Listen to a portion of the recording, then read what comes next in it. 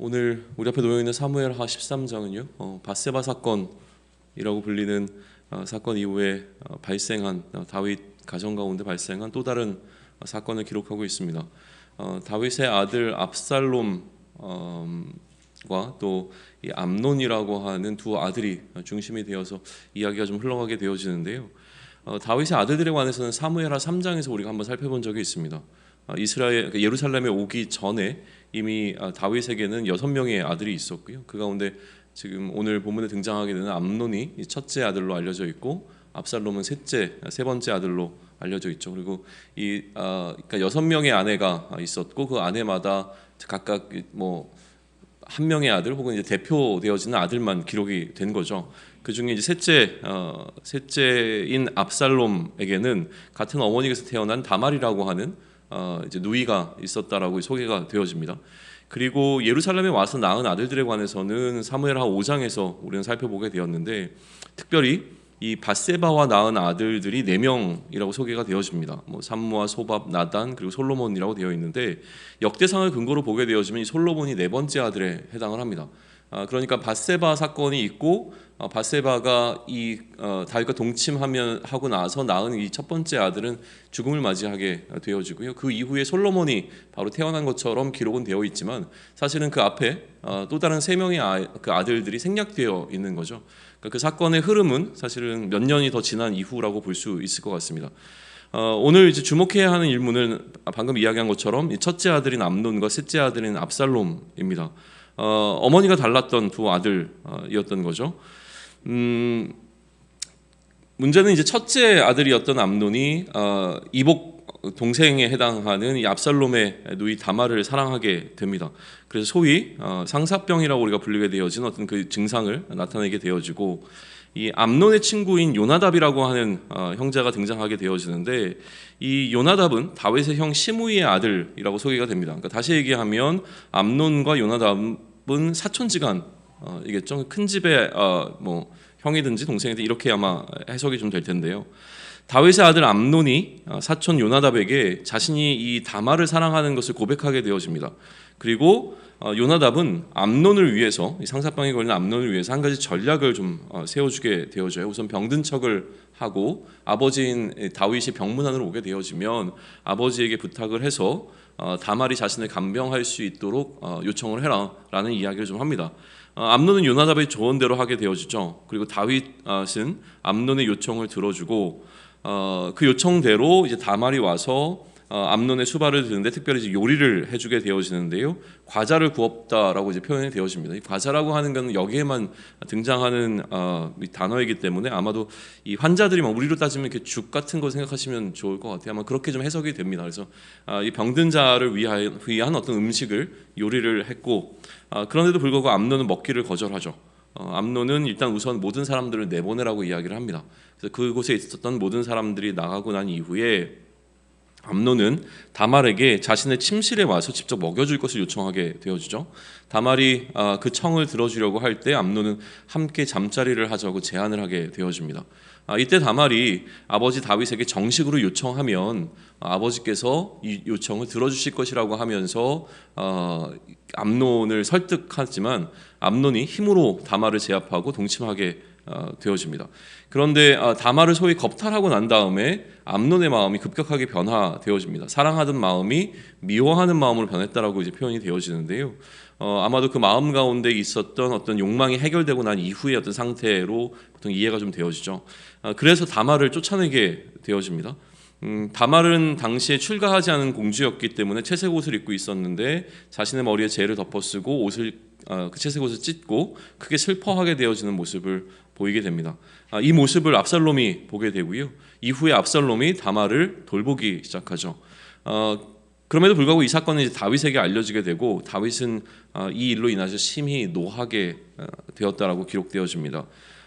압살롬도 사실은 압살롬이 어떻게 보면 이 다윗이 노한 것만큼 마음이 굉장히 상했을 것이고 암논을 미워했지만 그 상황 가운데서 직접적으로 암논에게 가서 잘잘못을 따지지는 않습니다. 그리고 2년이라고 하는 시간이 그대로 흘러가게 되어집니다.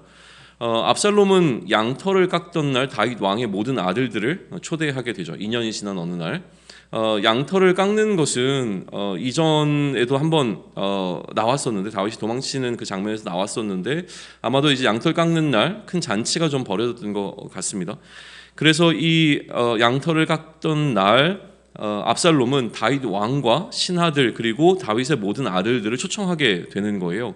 하지만 다윗은 압살롬이 너무 부담이 될까봐, 이 모든 사람들이 다 초대되어서 가게 되면 압살롬이 너무 부담이 될까봐 참석하지는 않습니다. 단순히 이제 축복해 주는 것으로 자신은 참석하지 않겠다고 이야기를 하는데요.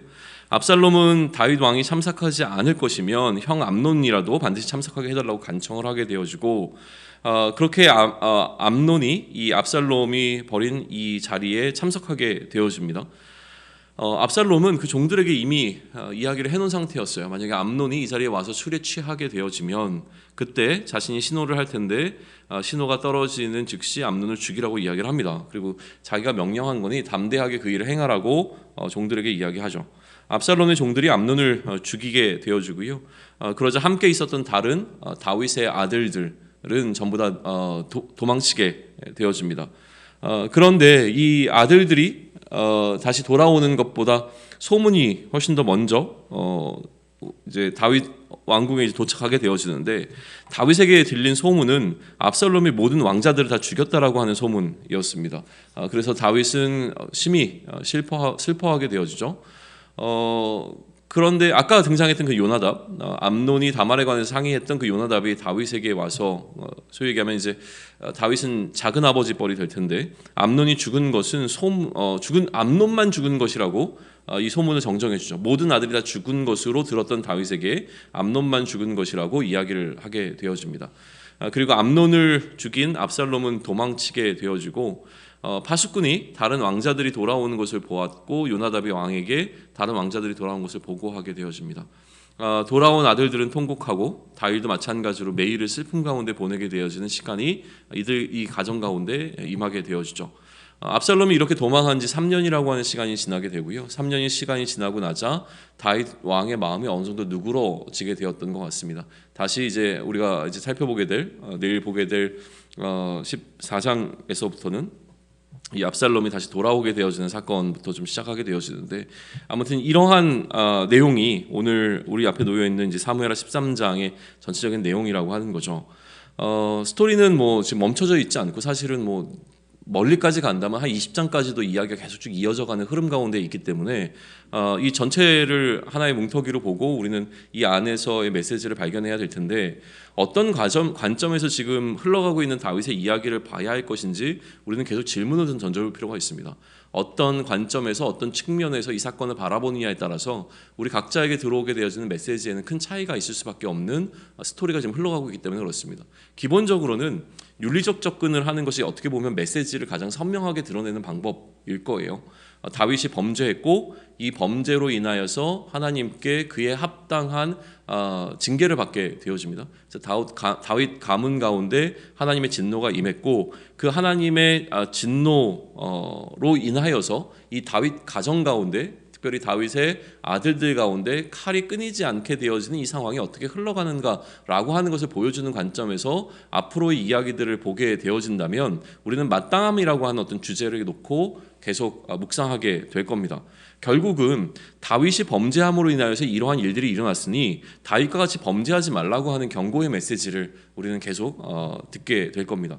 그러나 과연 그게 전부일까라는 질문을 한번 던져보면서 다른 측면에서는 어떻게 볼 수 있을까에 대해서 좀 끊임없이 질문해 볼 것을 요청을 드리는 건데요. 윤리적 측면으로 보지 않으려고 하는 또 다른 관점 가운데 하나는 정치적 관점으로 해석하는 겁니다. 기본적으로 이 사무엘서 자체가 쓰여진 목적 자체가 정치적 뉘앙스와 의미를 담아내고 있다라고 하는 것에서 보게 해석하게 되어지는 관점일 텐데, 사무엘서 기자는 어떤 결정론적인 측면에서 이 스토리를 기록하고 있을 것으로 보는 거죠. 왜냐하면 다윗과 솔로몬이라고 하는 두 탁월한 왕이 이미 존재했고, 그 왕들을 어떤 좀 지지해주는 방식으로 이 사무엘서가 기록됐을 가능성이 높기에 다윗의 범죄함에 지금 기록되어 있지만, 사실은 이 다윗의 범죄함에 포커스가 맞춰지기보다 결국은 이 누구죠? 솔로몬에게로 포커스가 맞춰지는 방식으로 이 흐름을 흘러가고 있다라고 하는 관점에서도 볼 수 있습니다.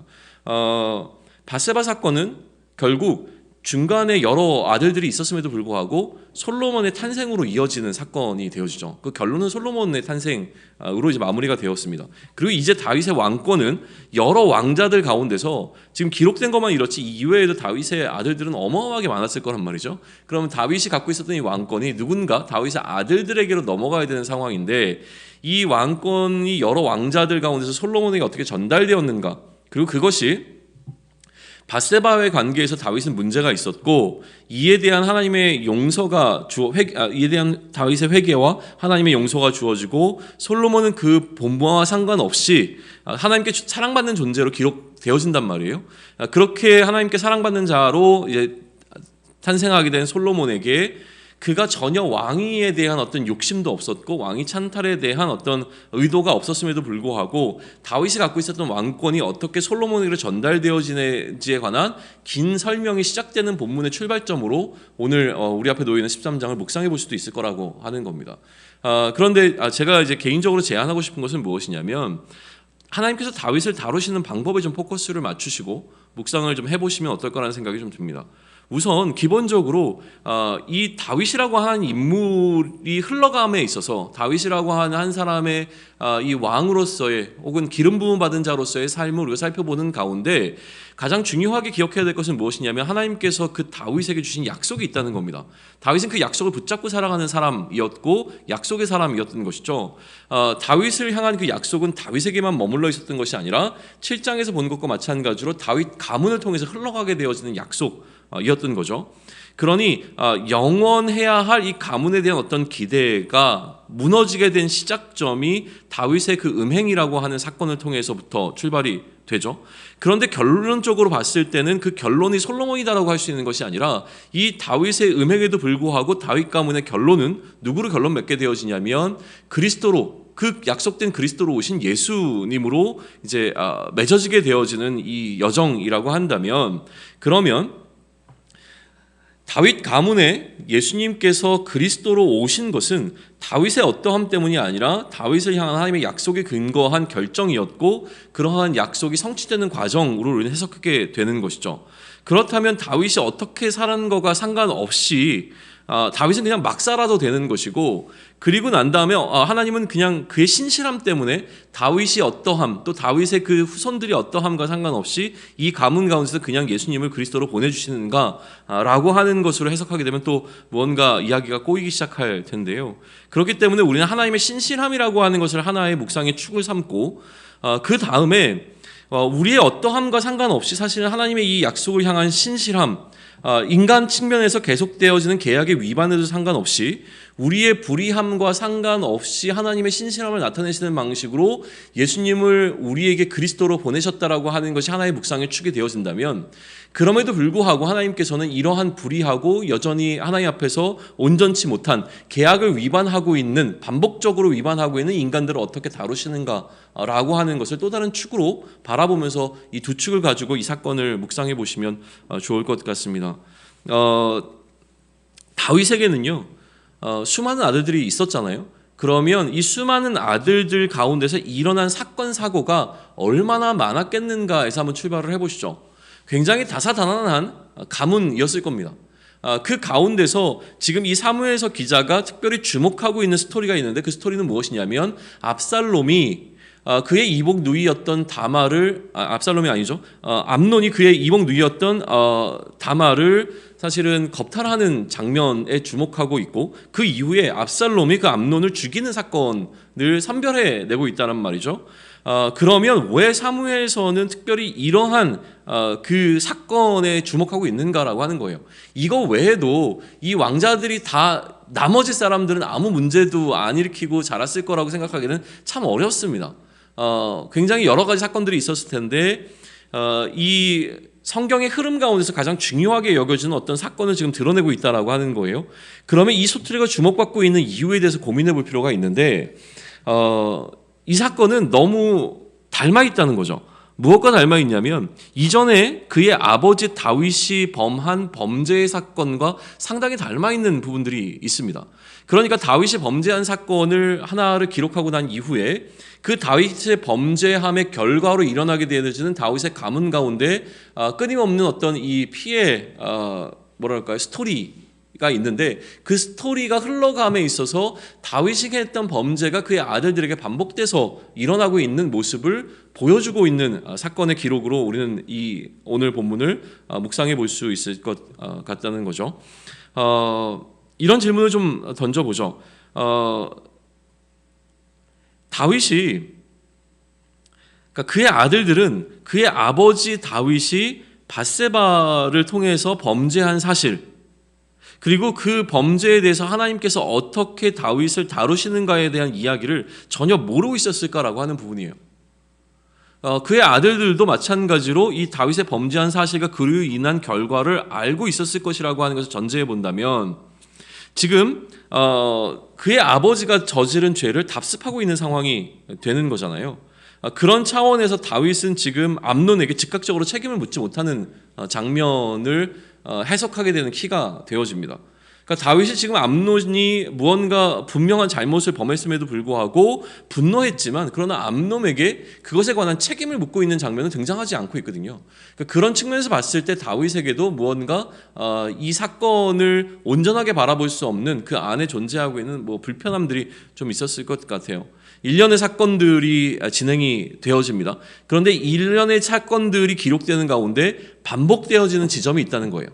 이 반복되어지는 지점에 대해서 특별히 오늘 본문 가운데 12절과 13절은 분명하게 그 부분을 이야기를 해주고 있습니다. 12절과 13절 다시 한번 보시죠. 다말의 입을 통해서 고백되어지는 이야기는 이겁니다. 그가 그에게 대답하되 아니라 오라버니여, 나를 욕되게 하지 말라. 이런 일은 이스라엘에서 마땅히 행하지 못할 것이니 라고 이야기가 되어집니다. 지금 다윗은 물론이고 다윗의 아들, 첫째 아들까지도 마땅히 행하지 못할 일을 행하고 있다라고 하는 것이 이 다말의 입을 통하여서 선언되고 있는 것이고요. 그것은 이어서 어떻게 이야기되냐면 어리석은 일이라고 해석되어집니다. 이것이 어리석은 일이니 행하지 말라라고 이야기를 하고 있고요. 내가 이 수치를 지니고 어디로 가겠느냐? 너도 이스라엘에서 어리석은 자 중에 하나가 되리라. 이제 청하건대 왕께 말하라. 그가 나를 내게 주기를 거절하지 아니하시리라 하되라고 기록이 되어 있습니다. 그러니까 지금 다말을 통해서 선언되고 있는 것은 무엇이냐면 이것이 굉장히 하나님 앞에서 행하지 못할 일이고 어리석은 일이 되니 어리석은 자가 되지 말라고, 어리석은 자 중에 한 명이 되지 말라라고 지금 선언이 그에게 메시지로 좀 전달되고 있는데, 이 메시지를 암논은 무시하게 된 것이죠. 자, 그리고 16절로 넘어갑니다. 다말이 다시 한번 이야기를 합니다. 다말이 그에게 이르되 옳지 아니하다. 나를 쫓아보내는 이 큰 악은 아까 내게 행한 그 악보다 더하다 하되 암논이 그를 듣지 아니하고. 문제는 무엇이냐면 한번 어리석은 일을 행한 것으로 끝나는 것이 아니라 이 사건이 오히려 더 악한 일로 계속 확장되고 있는 사실을 보여준다라고 하는 것이죠. 암논이 지금 행한 것은 어리석은 일이었지만 그 어리석은 일 이후에 암논은 더 악한 일을 행하고 있는 것을 보여주고 있다라고 하는 것이죠. 자, 그러면 우리는 다윗이 밧세바를 범한 이 어리석은 사건이 어떻게 더 그 밧세바의 남편이었던 우리아를 죽이게 되어지고, 그 우리아를 죽이는 것을 죽이기 위하여 다른 사람들을 이 악에 더 초청해서 끌고 들어와 많은 사람들이 함께 범죄하는 사건을 끌고 갔는지를 이미 살펴보았습니다. 그러니 지금 암논이 행한 잘못이 마치 다윗이 그랬던 것과 마찬가지로 더 악하게 확장되어지는 지점을 우리가 만나게 되는 것이죠. 자, 그러면 하나님께서는 우리 인생이 어떻게 하나님 앞에서 불의한가와 상관없이 하나님께서 우리를 이처럼 사랑하사 우리에게 예수님을 그리스도로 보내주셔서 다윗 가문에 약속하셨던 그 약속이 성취되게 하시는 것은 하나님 측면에서의 일입니다. 그러나 그 가운데서 하나님께서 우리에게 여전히 기대하시며 우리를 향해 선포하시는 메시지는 바로 이것이라고 하는 것이죠. 우리로 하여금 어리석은 자가 되지 말라라고 하는 메시지를 주고 계신 겁니다. 하나님이 그렇게 신실함으로 그 일을 이루어 가시고 여전히 하나님께서는 그 신실함 가운데 행하실 것이지만, 그 가운데 우리에게 요청되는 것은 무엇이냐면 어리석은 자가 되지 말 것과 더 큰 악을 행하지 말 것에 대하여서 계속 우리에게 기대되어지고 또 우리에게 선포되어진다고 하는 것입니다. 이 메시지가 우리의 인생 가운데, 우리의 삶 가운데 침투해 들어올 때에 우리는 이 메시지에 온전하게 반응할 수 있는 자가 될 것이냐, 아니면 암논과 마찬가지로 그럼에도 불구하고 나의 욕망을 해결하는 방식으로 이 메시지를 무시하며 갈 것이냐라고 하는 질문 앞에 설 수 있는 오늘이 될 수 있기를 원합니다. 그래서 우리를 다시 한번 돌아보며 여전히 우리는 불의하고 여전히 우리는 나약하고 우리는 연약하지만 그럼에도 불구하고 우리가 또다시 어리석은 자가 되지 않기를, 또한 어리석은 자의 무리 가운데 속하지 않기 위해 몸부림칠 수 있기를 소망하고요. 아울러서 우리가 더 큰 악을 행하는, 악이 우리 가운데서 더욱더 확장되어 나가는 것이 아니라 오히려 우리를 통하여서 이 악이 더 줄어들게 되어지는 일에 쓰임받는 저와 여러분이 되기를 소망하고 또 축원합니다. 아멘.